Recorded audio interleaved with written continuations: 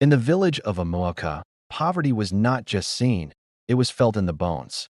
But even here, where hardship was a daily companion, Nina stood out. Every morning, long before the sun broke through the horizon, she stepped into the cold, biting air. Her feet were cracked, her hands raw from endless toil. Yet she carried herself with quiet determination. 3 children depended entirely on those hands, and Nina had learned that love often demands unbearable sacrifice. "She will not survive this life," whispered the elders. "She is wasting her time," the neighbors laughed. But Nina said nothing. Silence, she believed, could be louder than any protest. The day had begun before the roosters crow. Nina worked tirelessly, planting cassava under the scorching sun, gathering firewood heavier than her own body, hawking vegetables in the market until her throat ached. By night, she washed clothes for families who insulted her during the day. Hunger gnawed at her belly, but she rarely let her children see. Sometimes, her eldest, Chisholm, would whisper, "Mama, don't eat tonight. Let us eat." Nina would smile and lie gently, "I ate at Madam's house." Yet the emptiness in her stomach burned like fire. Her children were bright, despite their circumstances. They borrowed books by candlelight and asked endless questions. One evening, her middle child, Ifani, whispered, "Mama, I want to become a doctor." Yet, she swallowed the fear and said, "Then you will become one." That night, she wept quietly into her wrapper so her children would not hear. For she knew what dreams cost, and she knew she would pay the bill in her own blood. Time tested her resolve. When Chisholm passed his school exam, the headmaster praised him but warned, "Madam, your son is brilliant. But brilliance does not pay fees." Nina nodded and sold her only wrapper, the one her late husband had bought. When that was not enough, she sold her hair.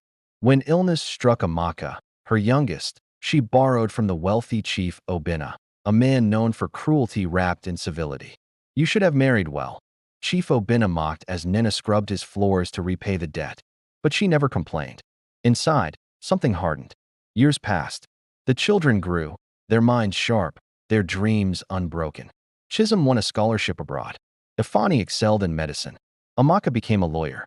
Yet Nina never noticed the fruits of her labor. She was too busy surviving to see the miracles she had nurtured. When Chisholm returned as a successful engineer, the village gathered to celebrate. Drums thundered. People danced. Chief Obina boasted of village children who made it. Then Nina arrived. Thin, quiet, forgotten. Someone tried to push her aside. Chisholm froze. "Mama." The music stuttered to silence. The villagers gasped. Ifani's tears fell freely. "She is the reason we are here." Amaka knelt at her feet. "She paid every debt you forced on her. Every coin." Chief Obina's smirk faded. The power shifted. The woman they mocked, the woman they ignored, had been the foundation of greatness all along. Justice had quietly arrived. Nina was finally taken to a proper home. She was fed, clothed, and allowed rest. Sacrifice leaves scars, though, and she did not live long enough to fully enjoy luxury. But she lived long enough to see justice, and enough to see her children stand tall, strong, and unbreakable. On her last day, she whispered softly, "I only wanted you to stand." And they did. A mother's sacrifice is a seed planted in darkness. It bleeds before it blooms. It suffers before it speaks. Never mock the hands that feed tomorrow. Sometimes, the poorest woman is the richest soul in the room.